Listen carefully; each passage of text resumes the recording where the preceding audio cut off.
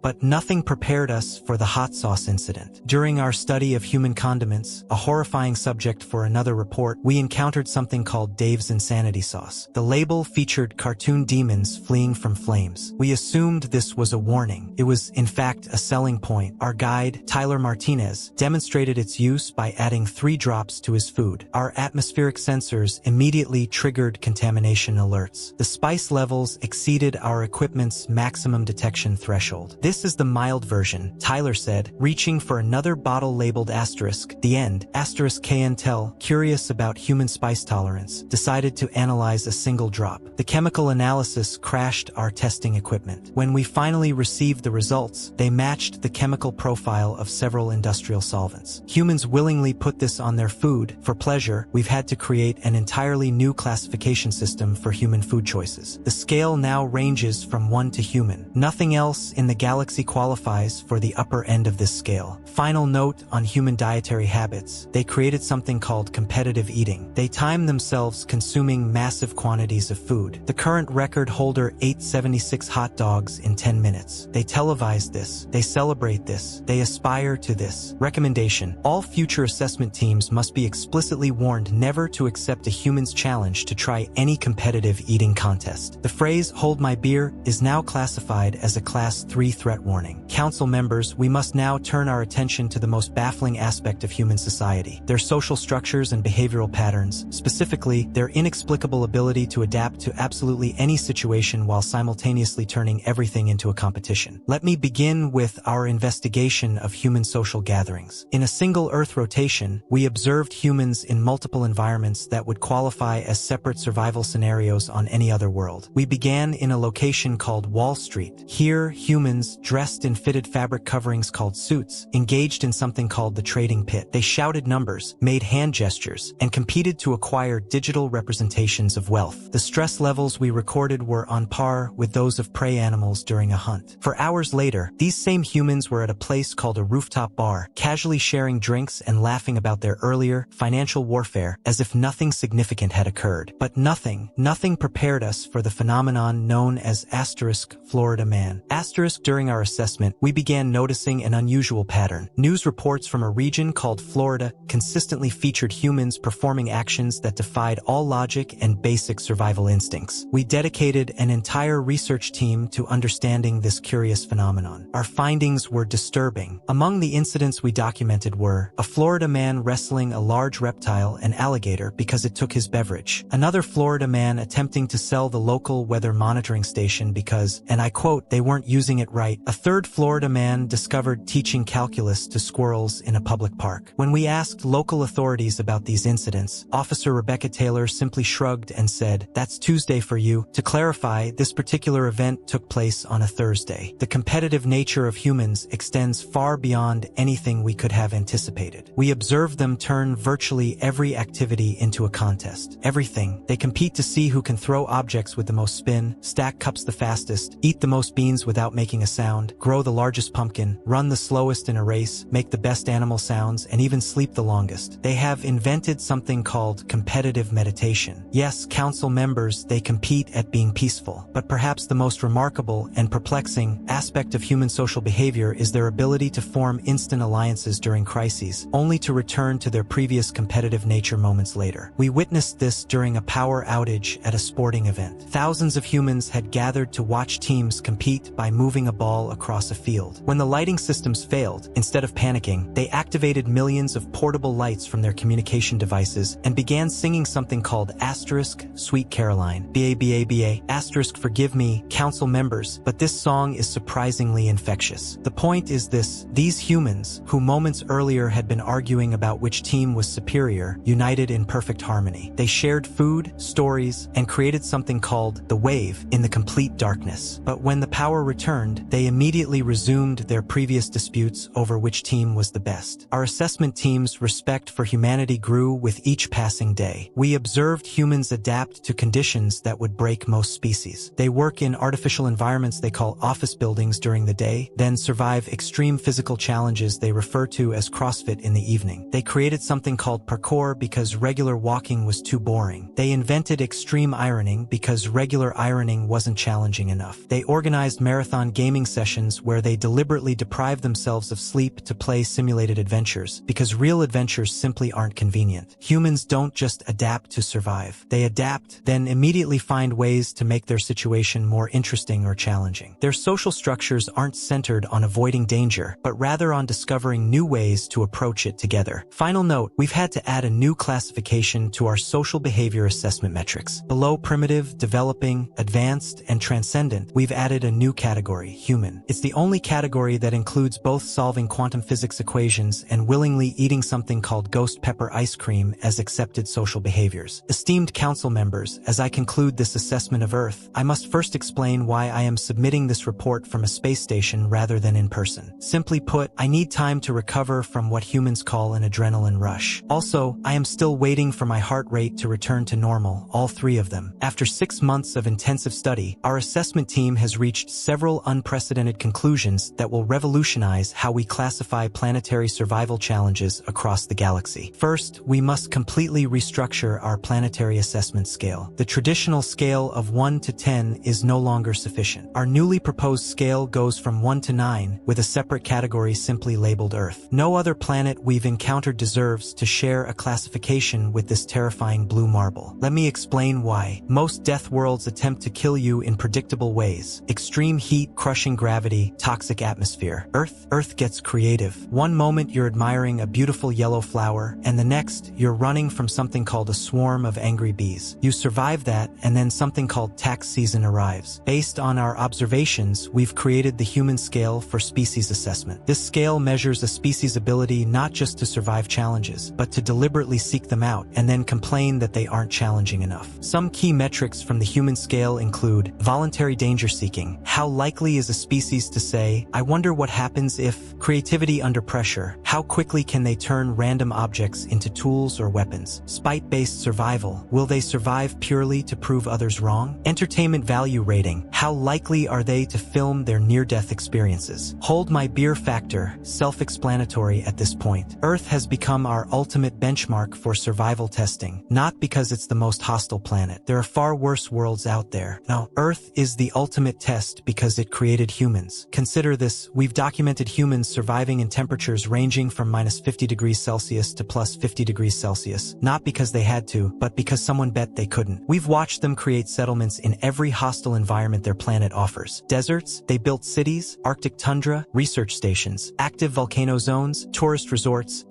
tourist resorts on Volcano Star. The implications for our bureau are staggering. We must now ask ourselves not just, can a species survive here, but would a human find this entertaining? Our new testing protocols now include what we call the human question. When assessing any survival challenge, we must ask, what would a human do in this situation? If the answer is, probably try to ride it or definitely poke it with a stick, we classify it as a human-level scenario. As for humanity's inexplicable success, after months of study, we've concluded that humans don't succeed despite Earth's challenges. They succeed because of them. Every obstacle their planet throws at them, they turn into a sporting event. Deadly predators? They make television shows about wrestling them. Natural disasters? They name them and sell t-shirts. Global pandemics? They create memes. Final recommendations. 1. Earth should be classified as its own category of survival challenge. 2. All future assessment teams must include a psychiatric professional. 3. The phrase, hey, watch this should be classified as a Class 1 emergency alert. 4. Humanity should never, under any circumstances, learn that we consider their planet particularly challenging. Their response would undoubtedly be to make it more interesting. Personal note. I've learned that humans have a saying, asterisk, what doesn't kill you makes you stronger. Asterisk, after observing humans, I believe a more accurate version would be, asterisk, what doesn't kill you becomes a funny story to tell at social gatherings. Asterisk, final thought. Perhaps the most terrifying thing about humans isn't their resilience, their adaptability, or even their bizarre desire to challenge death itself. No, the most terrifying thing is that they're looking to the stars right now, asking themselves, asterisk, I wonder what's out there, asterisk, and knowing humans, they're gonna poke it with a stick. End of final report. Yes, I've attached several thousand hours of video footage labeled Fail Army for further study. Council members are advised to watch these only after signing additional psychological waivers.